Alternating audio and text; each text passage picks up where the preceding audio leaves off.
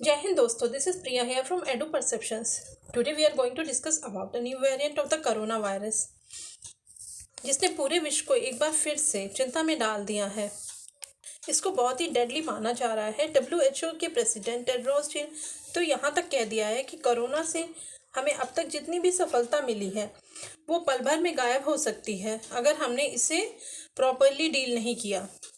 तो इस वायरस का नाम है ओमिक्रॉन। इसका साइंटिफिक नेम जो है वो B.1.1.529 है। और इस वायरस का जो सबसे पहला केस है वो साउथ अफ्रीका में डिटेक्ट हुआ। और इस समय कई ऐसे देश हैं, मोर देन 16 कंट्रीज़ हैं जहां पर इस वायरस के कई कंफर्म केसेस मिल चुके हैं। WHO ने इसे बहुत तेज़ी से फैलने वाला वेरिएंट बताया है और इस वेरिएंट को वेरिएंट ऑफ कंसर्न की कैटेगरी में रखा गया है। By the variant of concern हम ऐसे समझते हैं कि यह बहुत ही ईजिली और फास्टली ट्रांसफ़र होने वाला वायरस है जो एक से दूसरे में बड़ी आसानी से पहुंच जाता है। और साथ ही में इसलिए इसको कंसर्न की कैटेगरी में रखा गया है क्योंकि जो लोग वैक्सीनेटेड हैं उनमें भी इसका असर देखने को मिल रहा है। अगर इसके नाम ओमिक्रॉन की बात करें तो इसका मीडिया और सोशल नेटवर्किंग साइट में बहुत ज़्यादा इशू बना। एक्चुअली ऐसा है कि WHO ने कोरोना के जितने भी वेरिएंट आए उनको जो नाम देने के लिए उन्होंने ग्रीक अल्फ़ाबेट का यूज़ शुरू किया।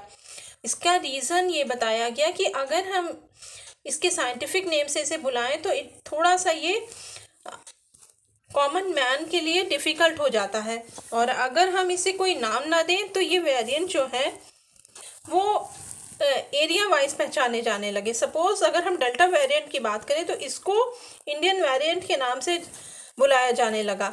इसी तरह अलग अलग वेरिएंट जब मिले तो किसी ने सिंगापुर वेरिएंट बोला, कभी ब्राज़ीलियन किसी वायरस का वेरिएंट का नाम पड़ा। सो एथिकली देखा जाए तो ये अच्छा नहीं माना जाता है। तो अब तक की जो वेरिएंट मिले हैं उनको ग्रीक अल्फ़ाबेट के अकॉर्डिंगली नाम दिया गया। इससे पहले 12 letters of Greek alphabet already use हो चुके हैं। For example alpha, beta, gamma, ये सब वेरिएंट के नेम रखे गए थे। बट इस बार जो है WHO ने 2 अल्फ़ाबेट को स्किप करके इसका नाम ओमिक्रॉन रखा। इस पर थोड़ा सा इश्यूज डेवलप हुए जिसका रीज़न WHO द्वारा जो बताया गया तो उन्होंने कहा कि जो नेक्स्ट लेटर NU है या न्यू को नाम ना देने की वजह थी कि लोग इसे वर्ड न्यू से ना कंफ्यूज हो जाए और मिसगाइड ना हो जाए कि कोई न्यू वायरस आ गया।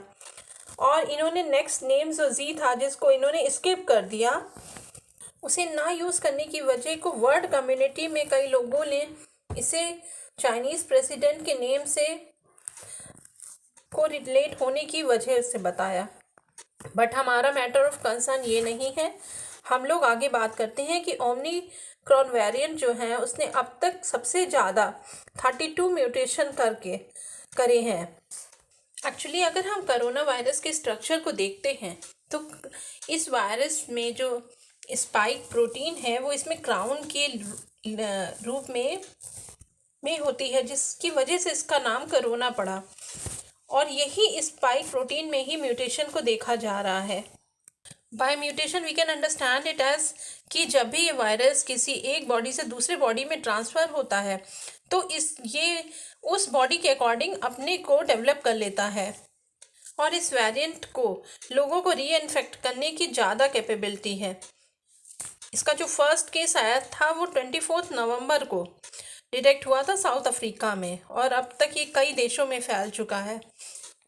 तो अभी जो WHO के प्रेसिडेंट हैं टेड्रोस जी, उन्होंने अभी एक मीटिंग रखी थी इंटरनेशनल लेवल पे जिसमें एक प्रपोज़ल रखा गया है जिसमें सभी हेल्थ मिनिस्टर्स, सभी कंट्रीज़ के हेल्थ मिनिस्टर्स ने पार्टिसिपेट किया था, जिसमें ये डिसाइड हुआ है कि जिस भी कंट्री में इस वायरस का पेशेंट मिलता है वो उसका अपने डाटा और जीनोम सीक्वेंसिंग को आपस में साझा करेंगे जिससे कि इसकी और फर्दर स्टडीज़ की जा सके।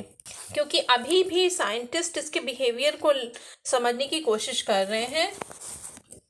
बीइंग अ गुड सिटीजन हम और आपकी भी एक रिस्पॉन्सिबिलिटी बढ़ जाती है कि हम लोग जो कोविड अप्रोप्रिएट बिहेवियर जिसको हम लोग थोड़ा थोड़ा भूल चुके हैं उसको वापस से अपनी लाइफ स्टाइल में लाएं और मास्क और सैनिटाइज़र का यूज़ बहुत अच्छे से करें, जिससे हम अपने साथ साथ अदर्स को भी सेफ रख सकें। अगर हम थोड़ा सा रिकॉल करें तो जो पहला केस कोविड का मिला था वो वुहान में मिला था, चाइना में, और इंडिया में सबसे पहला जो केस था वो केरला में हुआ था। और जो सबसे पहली वैक्सीन जो आई थी वो स्पुतनिक थी, जो कि रशिया ने बनाई थी। इंडिया में इसकी जो पहली डेथ थी वो कर्नाटका में हुई थी। फर्स्ट जो प्लाज्मा डीएनए वैक्सीन बनी थी वो जायडस ने बनाई थी, जायडस कंपनी ने अपनी वैक्सीन। और अभी यूके ने एक पिल्स बनाई हैं जिन्हें बोला गया है कि ये भी इफ़ेक्टिव हैं। और इंडिया की वैक्सीन कोविशील्ड और कोवैक्सीन को भी WHO ने अब मान्यता दे दी है। सो थैंक्स गाइस, अगर आपको ये वीडियो अच्छा लगा हो तो प्लीज़ इसे लाइक और शेयर ज़रूर करिएगा।